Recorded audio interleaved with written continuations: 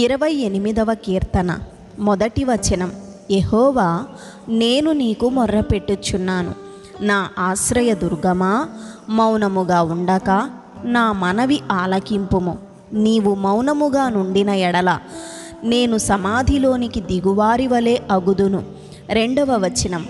నేను నీకు మొర్రపెట్టునప్పుడు నీ పరిశుద్ధాలయము వైపునకు నా చేతులనెత్తునప్పుడు నా విజ్ఞాపన ధ్వని ఆలకింపుము. 3వ వచనం.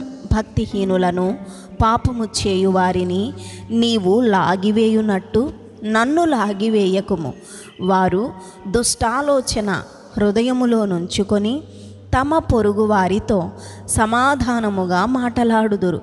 4వ వచనం. వారి క్రియలను బట్టి, వారి దుష్ట క్రియలను బట్టి వారికి ప్రతీకారము చేయుము. వారు చేసిన పనిని బట్టి వారికి ప్రతీకారము చేయుము. వారికి తగిన ప్రతిఫలమిమ్ము. 5వ వచనం.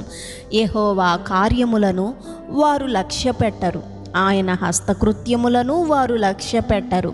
కావున ఆయన వారిని వృద్ధిపరచక నిర్మూలము చేయును. 6వ వచనం.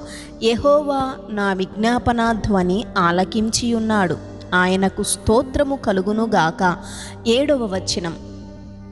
యెహోవా నా ఆశ్రయము, నా కేడెము, నా హృదయము ఆయన యందు నమ్మిక ఉంచెను గనుక నాకు సహాయము కలిగెను.